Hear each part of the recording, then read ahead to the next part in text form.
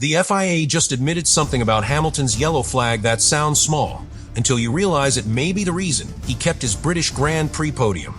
Hamilton drove through a yellow flag zone on lap 38, right after overtaking Max Verstappen, while Nico Hülkenberg's Audi had stopped near the Copse, Maggots, and Beckett section. The stewards investigated him for not showing a clear enough reduction in speed. Hamilton himself expected a penalty, but then came the twist. No time penalty, only a driving reprimand. Why? Because the stewards found that Hamilton entered the sector before any yellow flag or yellow light panel was shown. The first light panel he saw after Copse was green, and the yellow warning on his steering wheel appeared only briefly, when he was already close to the end of the yellow flag zone. That changes everything, because this was not just about whether Hamilton slowed down enough. It was about whether the warning system gave him a fair chance to react at all. And this happened in the same race where the FIA also admitted a safety car message was displayed by mistake because of a software error, even though race control said the procedure itself had been followed correctly. So now the real question is not simply whether Hamilton got lucky. The real question is whether Formula One's fastest decisions are being supported by information clear enough for the drivers risking everything at full speed. A late yellow flag warning, a wrong safety car message, a podium saved by mitigation, and a British Grand Prix that exposed one uncomfortable truth. In a sport measured by fractions of a second, clarity still arrived too late. Subscribe to the channel. To understand why Hamilton's reprimand became one of the biggest talking points of the British Grand Prix, you have to start with the moment just before the yellow flag. Hamilton had just overtaken Max Verstappen.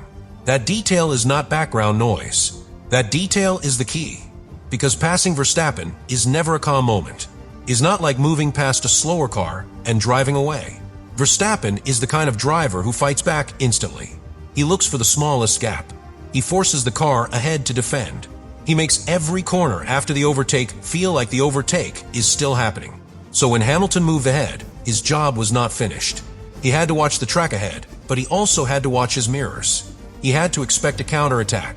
He had to judge whether Verstappen would try to come back at him into the next section. And at Silverstone, that section is not slow or simple. Copse, Maggots, and Beckets are some of the fastest, most demanding corners in Formula One. The car is loaded with speed. The driver is feeling the grip through the steering wheel. The braking points arrive quickly. The walls, the curbs, the lines, the traffic, the messages, everything comes at once. And then in that exact window, Nico Hülkenberg's Audi had stopped near that area, triggering the yellow flag zone. That is where the investigation began. The basic rule is easy to explain. Under a yellow flag, a driver has to show that he has reacted. He has to reduce speed in a clear way. He has to be prepared for danger. He cannot treat that section like a normal racing zone. That rule exists for a serious reason. It protects drivers. It protects marshals. It protects anyone dealing with a car stopped in a dangerous place. So when the stewards looked at Hamilton, the first question was simple. Did he slow down enough? But the real question underneath was much more complicated. Did Hamilton actually receive the warning early enough to react properly? And that is where the FIA's own explanation changed the entire tone of the story. The stewards found that Hamilton entered the relevant sector before any yellow flag or yellow light panel was displayed. That means he was already moving into the danger area before the normal visual warning appeared in front of him. Then they found something even more important. The first light panel he encountered after Copse before Maggots was showing green. Green, not yellow. That matters because a driver at speed does not have the luxury of stopping the race in his mind and checking every possible source of information. He reacts to the signals in front of him. If the panel is green, the driver's brain reads that as a clear track signal. Now add the steering wheel warning. The yellow indication on Hamilton's steering wheel appeared only when it was already on the straight toward turn 10, close to the end of the yellow flag zone. And the stewards said it stayed visible for only a very short time. That is the piece that saved him from a harsher penalty, because this was not a driver ignoring a long, obvious yellow flag warning. This was a driver coming out of a fight with Verstappen in one of the fastest parts of Silverstone, with his attention split while the warning arrived late and lasted only briefly. That does not mean Hamilton did everything perfectly. The reprimand proves he did not fully comply. But it does mean the stewards accepted that the situation was not simple enough for a time penalty. And that distinction is everything. Formula One fans often want verdicts to be clean. Penalty or no penalty. Guilty or innocent. Wrong or right. But stewarding is rarely that neat.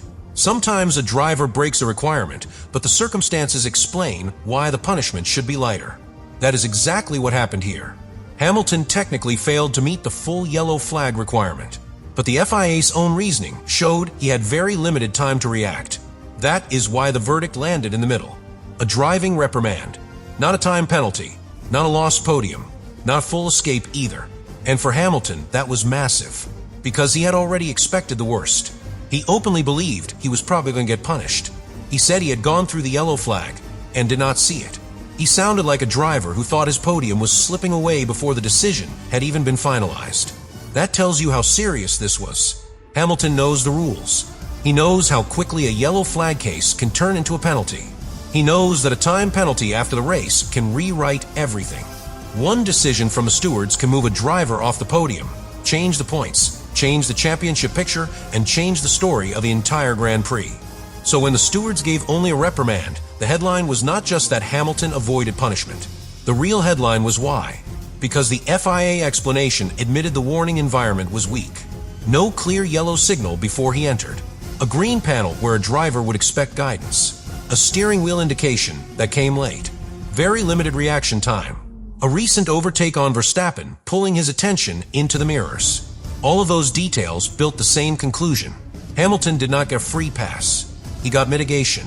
And mitigation is one of the most important ideas in this story. It means the stewards still saw a problem, but they also saw context. They understood that a Formula One cockpit is not a calm office. A driver does not process warnings like someone reading a report. He processes them while traveling at extreme speed, surrounded by noise, vibration, pressure, and risk. That is why this case matters beyond Hamilton. It shows how fragile the warning system can become when timing is measured in fractions. A signal that appears 1 second too late might still exist officially, but it may not give the driver a realistic chance to react. A steering wheel light might be technically present, but if it flashes close to the end of the zone, it cannot be treated the same as a warning visible long before danger. That is the uncomfortable truth. In Formula One, information is only useful if it arrives in time.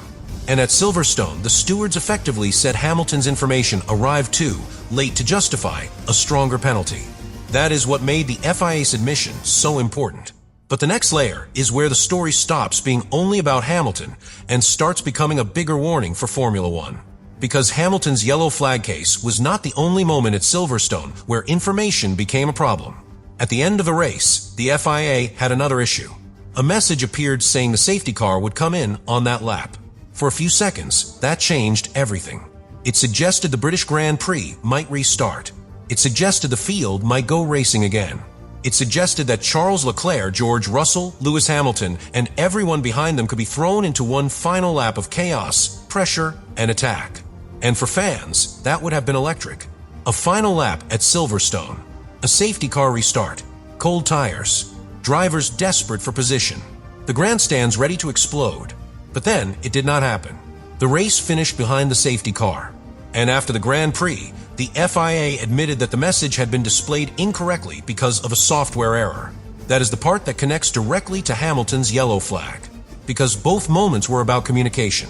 In Hamilton's case, the warning arrived late, briefly, and without a clear visible light panel in his immediate field of vision. In the safety car case, the system showed a message that did not match what race control was actually going to do. Different incidents. Same deeper problem. The information reaching the people watching, driving, and reacting to the race was not clean enough. And in Formula One, unclear information can change everything. Think about what that safety car message did in the moment. When a message says the safety car is coming in, every team immediately thinks about the restart. Tires, brakes, battery, track position, overtaking chances, defensive moves, attack zones. Every driver begins preparing mentally for racing speed again. Then suddenly, that expectation disappears. The race does not restart.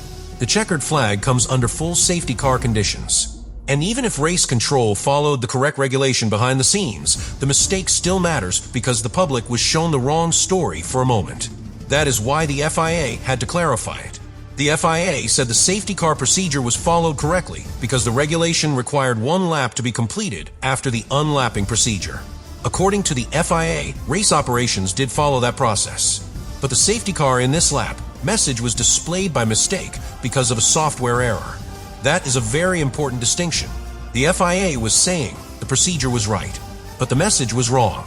And that creates a strange kind of controversy, because if the procedure was right, then the result may be secure. But if the message was wrong, then the trust around the process still takes damage. That is the difficult part. Formula One does not only need the right decision, it needs the right decision to be understood at the exact moment it matters. Because this sport moves too quickly for confusion to be harmless. A wrong message can make fans believe a restart is coming. A late yellow flag warning can leave a driver with almost no time to react. A green light panel in the wrong context can make a dangerous zone feel clear. A brief steering wheel alert can become the difference between a reprimand and a time penalty. That is why Silverstone became bigger than one podium. Hamilton kept third place. Charles Leclerc won the race. George Russell finished second. The result stood, but the bigger question remained open. How can a sport this precise still allow confusion at the communication level? Because Formula One measures everything. It measures lap times in thousandths. It measures gaps corner by corner. It measures tire degradation. It measures speed traps. It measures sector times. It can tell you exactly where a driver gained or lost a fraction. But at Silverstone, the biggest arguments were not about speed. They were about messages. A yellow flag indication, a light panel, a steering wheel display, a safety car notification. Small signals, huge consequences. That is what makes this so uncomfortable for the FIA. The stewards did not say Hamilton fully complied. They gave him a reprimand. That means they still believed he failed to meet the yellow flag requirement completely. But they also accepted that his reaction time was very limited and that the warning was not clear enough early enough to punish him more severely. That is a balanced decision, but also exposes the weakness. If Hamilton had very limited time to react, then the system left too much room for uncertainty. And if a system left too much room for uncertainty in one of the fastest sections of Silverstone, then the FIA has a problem that goes beyond one driver.